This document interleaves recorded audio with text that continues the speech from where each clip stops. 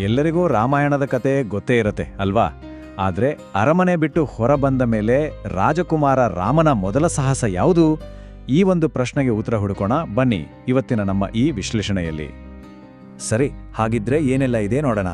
ರಾಮನ ಮೊದಲ ಪರೀಕ್ಷೆಯಿಂದ ಶುರುವಾಗಿ ಆ ಮ್ಯಾಜಿಕ್ ಅಸ್ತ್ರಗಳ ಶಕ್ತಿ, ಯಜ್ಞದ ರಕ್ಷಣೆ, ಆಮೇಲೆ ಶಾಪದಿಂದ ಮುಕ್ತಿ, ಆ ದೈವಿಕ ಬಿಲ್ಲನ್ನು ಮುರಿಯೋದು, ಕೊನೆಗೆ ವೀರನ ವಿವಾಹ ಮಹೋತ್ಸವ. ಇದೊಂದು ದೊಡ್ಡ ಜರ್ನಿ. ಹಾಗಾದ್ರೆ ಬನ್ನಿ, ತಡ ಮಾಡದೆ ರಾಕ್ಷಸಿಯೊಂದಿಗಿನ ಮೊದಲ ಯುದ್ಧದಿಂದ ಶುರು ಮಾಡಿ ಸೀತಾ ಕಲ್ಯಾಣದವರೆಗಿನ ಈ ರೋಚಕ ಪ್ರಯಾಣವನ್ನೊಮ್ಮೆ ನೋಡೇ ಬಿಡೋಣ. ಮೊದಲಿಗೆ ರಾಮನ ಮೊದಲ ಪರೀಕ್ಷೆ. ಇದು ನಡೆಯೋದು ಒಂದು ಕತ್ತಲೆಯ ಕಾಡಿನಲ್ಲಿ. ರಾಮ, ಲಕ್ಷ್ಮಣ ಇಬ್ರು ವಿಶ್ವಾಮಿತ್ರ ಋಷಿಗಳ ಜೊತೆ ಒಂದು ದಟ್ಟವಾದ ಕತ್ತಲೆಯ ಕಾಡಿನೊಳಗೆ ಹೋಗ್ತಾರೆ. ಮುಂದೆ ಅವರಿಗಾಗಿ ಏನ್ ಕಾದಿದೆ ಅನ್ನೋ ಅರಿವೇ ಅವರಿಗಿಲ್ಲ. ಆದರೆ ಅವರ ಜೀವನದ ಮೊದಲ ನಿಜವಾದ ಸವಾಲು ಅಲ್ಲೇ ಶುರುವಾಗುತ್ತೆ. ಅಂದ್ರೆ ಆ ಕಾಡು ಅಂತಿಂತ ಕಾಡಲ್ಲ, ತುಂಬಾನೇ ಭಯಾನಕವಾದ ಜಾಗ. ಯಾಕಂದ್ರೆ ಆ ದಾರಿಲಿ ಹೋಗೋ ಬರೋ ಎಲ್ರಿಗೂ ತೊಂದರೆ ಕೊಡೋಕಂತಾನೆ ಒಬ್ಳು ಭಯಂಕರ ರಾಕ್ಷಸಿಯಲ್ಲಿ ವಾಸವಾಡಿದ್ಲು. ಅವಳೇ ಆ ರಾಕ್ಷಸಿಯೇ ತಾಟಕಿ. ಅವಳನ್ನು ನೋಡಿದ ತಕ್ಷಣ ರಾಮನಿಗೆ ಒಂದು ಕ್ಷಣ ಸಂಕೋಚ. ಅಯ್ಯೋ, ಒಬ್ಬ ಹೆಣ್ಣಿನ ಜೊತೆ ಹೇಗೆ ಯುದ್ಧ ಮಾಡೋದು ಅಂತ. ಆದ್ರೆ ಆಗ ಗುರು ವಿಶ್ವಾಮಿತ್ರರು ಮುಂದೆ ಬಂದು ಹೇಳ್ತಾರೆ, ಕೆಟ್ಟದಕ್ಕೆ ಗಂಡು ಹೆಣ್ಣು ಅನ್ನೋ ಭೇದ ಇಲ್ಲ ಅಂತ. ಈ ಮಾತು ರಾಮನಿಗೆ ಧೈರ್ಯ ತುಂಬುತ್ತೆ. ಗುರುವಿನ ಮಾತಿನ ಮೇಲೆ ನಂಬಿಕೆ ಇಟ್ಟು ರಾಮ ಬಾಣ ಹೂಡೇ ಬಿಡ್ತಾನೆ. ಒಂದೇ ಒಂದು ಬಾಣ, ಅದು ಶೂ ಅಂತ ಸೀದಾ ಗಾಳಿಯಲ್ಲಿ ನುಗ್ಗಿ ನೇರವಾಗಿ ಆ ರಾಕ್ಷಸಿಗೆ ತಾಗುತ್ತೆ. ಅಷ್ಟೇ, ಆ ಒಂದೇ ಬಾಣದಿಂದ ಇಡೀ ಕಾಡು ಅವಳ ಭಯದಿಂದ ಮುಕ್ತವಾಗುತ್ತೆ. ನೋಡಿ, ಇದರಿಂದ ರಾಮನ ಪ್ರಯಾಣದ ಮೊದಲ ಪಾಠ ನಮ್ಗೆ ಸಿಗುತ್ತೆ. ನಿಜವಾದ ಧೈರ್ಯ ಅಂದ್ರೆ ಏನು? ಕೆಟ್ಟ ಶಕ್ತಿ ಎಷ್ಟೇ ದೊಡ್ಡದಿರಲಿ, ಅದು ಯಾವುದೇ ರೂಪದಲ್ಲಿರಲಿ, ಅದನ್ನ ಧೈರ್ಯದಿಂದ ಎದುರಿಸಬೇಕು. ಈ ಮೂಲಕ ರಾಮ ತನ್ನ ಮೊದಲ ಪರೀಕ್ಷೆಯನ್ನ ಯಶಸ್ವಿಯಾಗಿ ಪಾಸ್ ಮಾಡ್ತಾನೆ. ಸರಿ, ಮೊದಲ ಪರೀಕ್ಷೆಯಲ್ಲಿ ಗೆದ್ದಾಯ್ತು. ಈಗ ಎರಡನೇ ಭಾಗ, ಮ್ಯಾಜಿಕ್ ಅಸ್ತ್ರಗಳ ಶಕ್ತಿ. ರಾಮನ ಈ ಧೈರ್ಯ ನೋಡಿ ವಿಶ್ವಾಮಿತ್ರರಿಗೆ ತುಂಬಾನೇ ಖುಷಿಯಾಗುತ್ತೆ. ಮುಂದೆ ಇನ್ನೂ ದೊಡ್ಡ ದೊಡ್ಡ ಸವಾಲುಗಳು ಬರ್ತವೆ. ಅದಕ್ಕೆ ಇವನನ್ನ ಸಿದ್ಧ ಮಾಡಬೇಕು ಅಂತವ್ರು ನಿರ್ಧರಿಸ್ತಾರೆ. ಹಾಗಾಗಿ ಅವರು ತಮ್ಮಲ್ಲಿದ್ದ ದಿವ್ಯಾಸ್ತ್ರಗಳನ್ನ ರಾಮನಿಗೆ ಕೊಡ್ತಾರೆ. ಇವು ಸುಮ್ಮನೆ ಸಾಮಾನ್ಯ ಬಾಣಗಳಲ್ಲ, ಇವು ಸೂಪರ್ ವೆಪನ್ಸ್. ಒಂದೊಂದು ಅಸ್ತ್ರಕ್ಕೂ ಒಂದೊಂದು ಸ್ಪೆಷಲ್ ಪವರ್. ಅಗ್ನೇಯಾಸ್ತ್ರದಿಂದ ಬೆಂಕಿ, ವರ್ಣಾಸ್ತ್ರದಿಂದ ನೀರು, ಹೀಗೆ.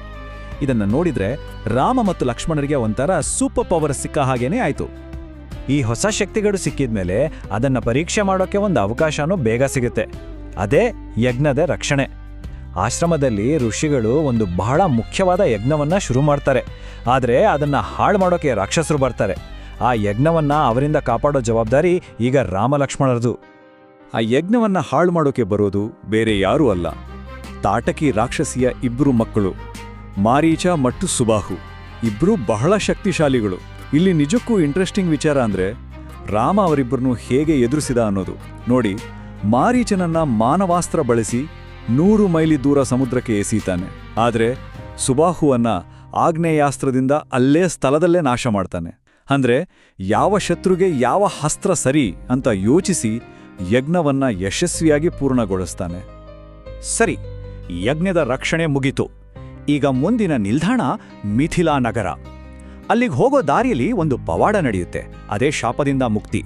ತಮ್ಮ ಕೆಲಸ ಮುಗಿಸಿ ಮೂವರು ಮಿಥಿಲೆ ಕಡೆಗೆ ಪ್ರಯಾಣ ಶುರು ಮಾಡ್ತಾರೆ. ದಾರಿಯಲ್ಲಿ ಒಂದು ಹಳೆ ಪಾಳು ಬಿದ್ದ ಆಶ್ರಮ ಸಿಗುತ್ತೆ.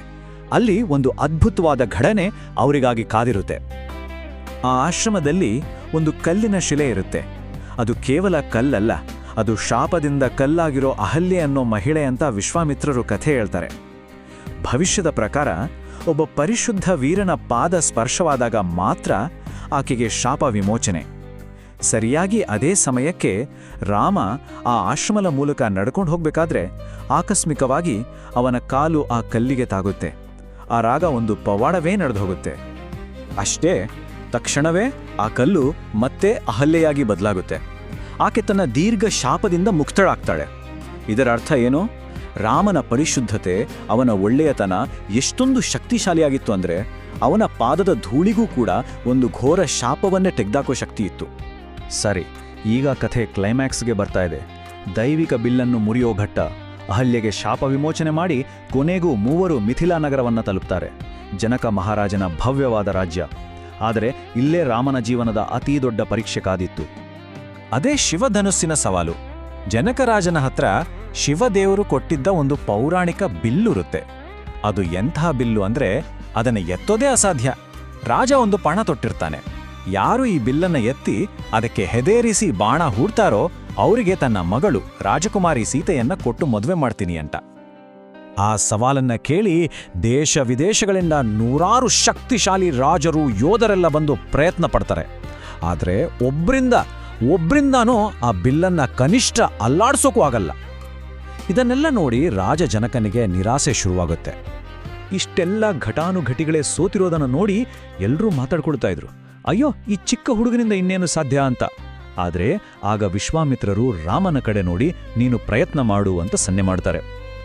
ಇಡೀ ಸಭೆ, ಅಕ್ಷರಶಃ ಇಡೀ ಸಭೆ ಒಂದ್ರೀತಿ ಸಂದೇಹದಿಂದ ಕುತೂಹಲದಿಂದ ರಾಮನನ್ನೇ ನೋಡ್ತಾ ಇರುತ್ತೆ. ಆದರೆ ಮುಂದೇನಾಯಿತು ನೋಡಿ.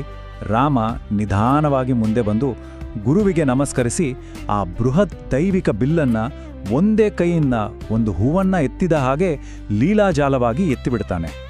ಇಡೀ ಸಭೆ ಒಂದು ಕ್ಷಣ ಅವಾಕಾಗಿ ನಿಂತುಬಿಡತ್ತೆ. ಬಿಲ್ಲನ್ನ ಎತ್ತಿದ್ದೇನೋ ಸರಿ, ಆದರೆ ಅದಕ್ಕೆ ಹೆದೆಯೇರಿಸಿ ಬಾಣ ಹೊಡ್ಬೇಕಲ್ವಾ?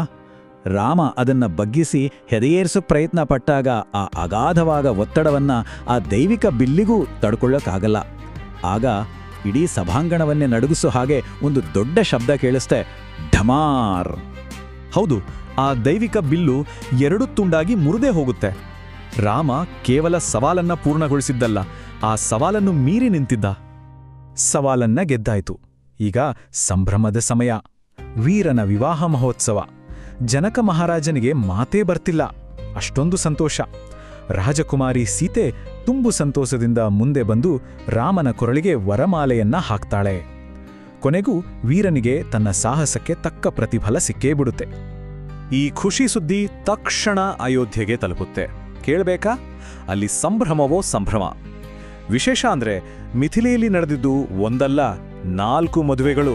ಹೌದು, ರಾಮನಿಗೆ ಸೀತೆ, ಲಕ್ಷ್ಮಣನಿಗೆ ಊರ್ಮಿಳೆ, ಭರತನಿಗೆ ಮಾಂಡವಿ ಮತ್ತು ಶತ್ರುಘ್ನನಿಗೆ ಶ್ರುತಕೀರ್ತಿ. ಹೀಗೆ 4 ಅಂಡತಮ್ಮಂದಿರು, 4 ಅಕ್ಕ ತಂಗಿಯರನ್ನ ಒಂದೇ ಭವ್ಯವಾದ ಸಮಾರಂಭದಲ್ಲಿ ಮದುವೆಯಾಗ್ತಾರೆ. ಹಾಗಾಗಿ ರಾಮನ ಈ ಮೊದಲ ಸಾಹಸದಿಂದ ನಮಗೆ ತಿಳಿಯೋದೇನೋ? ಧೈರ್ಯ, ಗುರುವಿನ ಮಾತಿಗೆ ಗೌರವ ಮತ್ತು ವಿನಯ.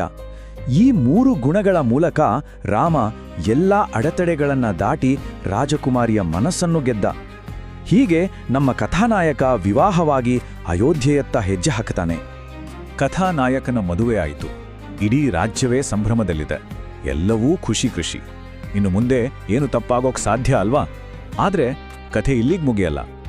ಅವರು ಅಯೋಧ್ಯೆಗೆ ವಾಪಸ್ ಹೋಗ್ತಿರ್ಬೇಕಾದ್ರೆ ಅವರ ಜೀವನದ ಮುಂದಿನ ಅತ್ಯಂತ ಕಠಿಣವಾದ ಅಧ್ಯಾಯ ಶುರುವಾಗುತ್ತೆ. ಅದೇ ಅರಮನೆಯ ಒಳಸಂಚು ಮತ್ತು ದೀರ್ಘವಾದ ವನವಾಸ.